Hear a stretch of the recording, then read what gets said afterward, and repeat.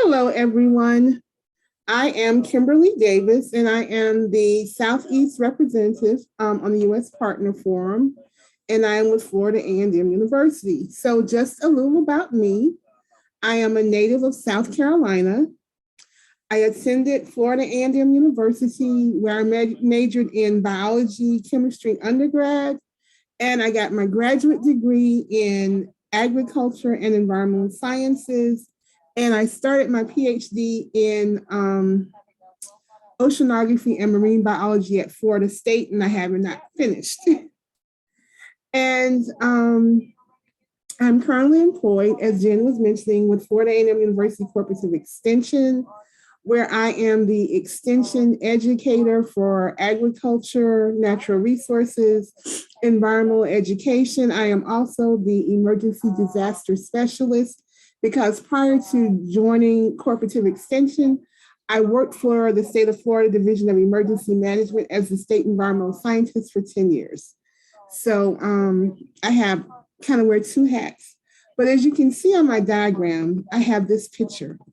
That's something I have been doing since I graduated with my undergraduate degree 30 years ago. My first job after graduating with my biology degree, my biology professor had a summer camp, and she hired me because I didn't even know she was looking at me, which was, well, professors are always watching and you don't realize it. But because of my coordinating writing skills, and she was like one of the top researchers in the biology department, so I was extremely shocked when she hired me to be her coordinator for her first summer program, which was in biology for students. So that was my first introduction to doing outreach and environmental hands-on type education. And that was the summer of 1991. And then that fall, I entered graduate school. And when I entered graduate school in the College of Agriculture, I started my own program called KIMS program. And KIMS program stood for Kids Involved in Math and Science. So it was my name, but it was Kids Involved in Math and Science. And it was a Saturday academy where we did math and science with K through fifth graders. And KIMS program, eventually as my kids got older, KIMS program eventually evolved into an environmental sciences summer camp for middle schoolers. Then after doing that, I moved over, and that was over in the School of the Environmental Sciences. Then I moved back over to the College of Agriculture and started a program in forestry and conservation education. And that program is entering its 20s. This summer was the 23rd summer of that program. So I have been doing outreach related to the environment and natural resources since I graduated from undergrad 30 years ago. Even though I've had other jobs, I've been a full-time science teacher. I've been, like I said, I worked full-time with the state of Florida Emergency Management. But even when I worked for this emergency management during the summer, I took leave so I could offer a summer program on campus, because I'm really dedicated to kids getting outside, collecting data, and doing hands-on work. So I would just tell my boss, I'm like, just if there's a hurricane, call me back, because I know I have to come back because I don't have a choice. If there's a hurricane, call me back. But during the summer, in June, I'm doing a summer camp. So I've been doing that forever. So about Florida A&M University. We were established in 1887.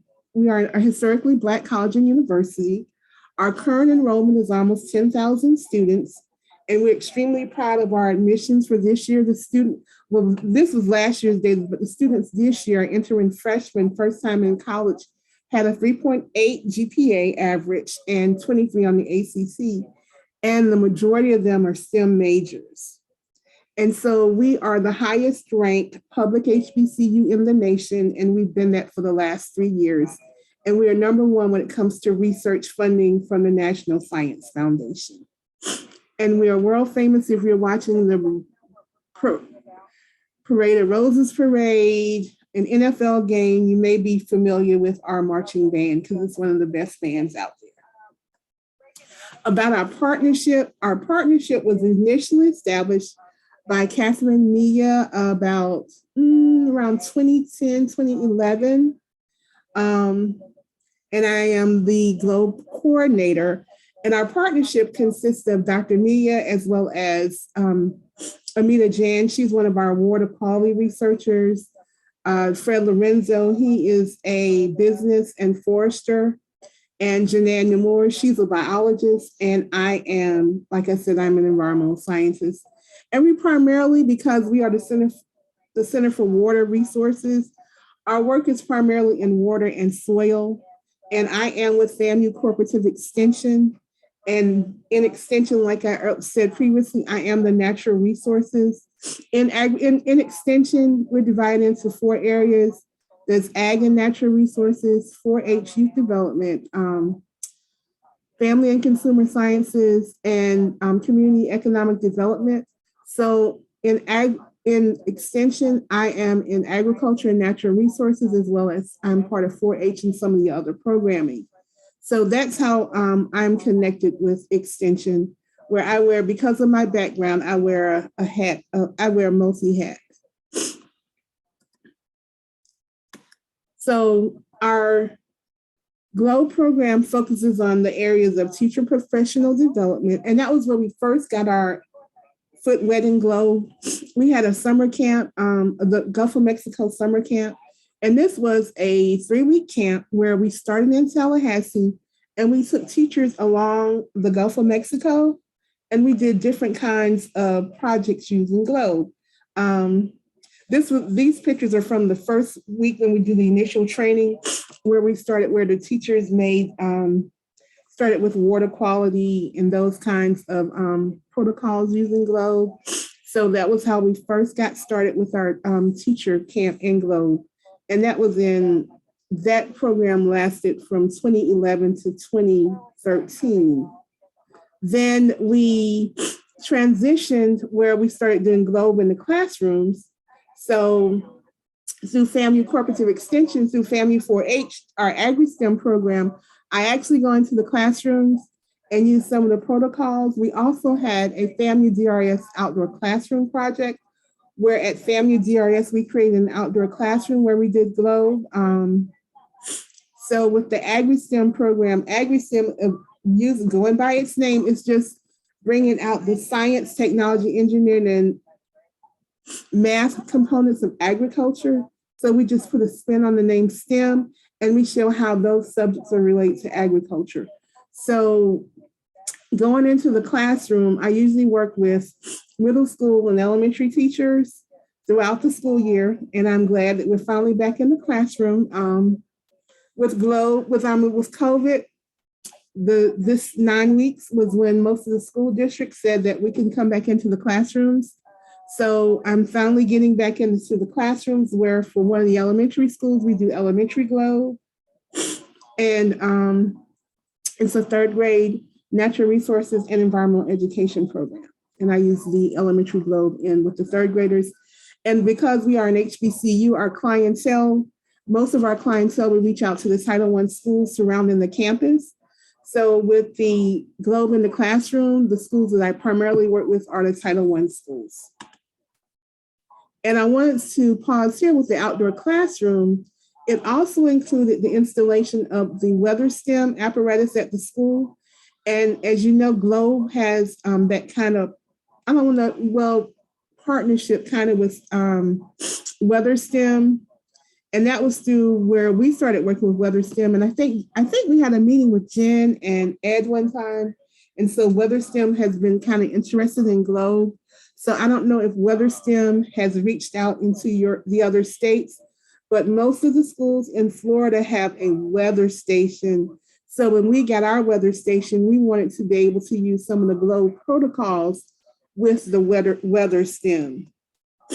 And another way that we use GLOW at FAMU is our summer camps and Saturday academies.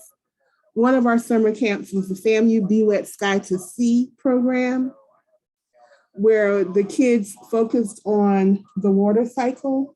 So with that program, as well as the other 2 programs, FACE and Agri-STEM, because I am the environmental scientist, what I do with GLOW with the kids is that we walk through in all programs, I like to teach the kids about their watershed. So we actually walk through the watershed. And as we're walking through the watershed, we use the hydrology protocols so they can see how their impact on the environment is changing the quality of water. Because where we live, our water comes from is groundwater from the aquifer. And in Tallahassee, our water flows from Tallahassee all the way to the Gulf of Mexico. If the state of Florida, you're no more than 50 miles, wherever you live, you're no less than 50 miles from the coast. So wherever you live in Florida, you're going to have an impact on coastal waters because of our proximity to the coast. So what I do with our programs in our Saturday Academy, the way I use load with the kids is that we start in Tallahassee and we follow the flow of water from the city of Tallahassee all the way to the Gulf of Mexico. And as we stop at different various water bodies, the kids use globe protocols to check the water quality to see how things are changing. Because the place that we start in Tallahassee, we start at, it's this city park, and it's a big stormwater in the middle of the town by the Capitol, and it collects all the water in Tallahassee, and it's a stormwater holding pond. So that water, we start with that water, showing the kids that this is a stormwater holding pond, and we show them how it flows from that holding pond. It's a lovely, lovely amphitheater, say very lovely, and we show how we start at Cascade Park, and we go to different kinds of, we go to one of the local lakes in Tallahassee. Then we're moving along the coast where we eventually end up at one of the stops is Wacola Springs. And Wacola Springs is actually is a groundwater source. So they see the spring as the open groundwater, and they get to see how this is your drinking water. This is actually an opening in our water, in the aquifer that we drink from. And how by doing the different kinds of water quality measurements, seeing that, okay, when you throw that piece of paper on the ground, or you are washing your car, you don't pick up your dog's poop, and all that's getting into our water in Tallahassee, this is having an impact on the drinking water that you will eventually drink if you're not, even this bottle of drinking water is Zephyr Hills, and it's spring water from one of our aquifers and one of our local aquifers. So it shows them how their impacts affect the water that they're drinking, taking a bath in, etc. So our current use of Globe, and those were the things we initially got started with Globe.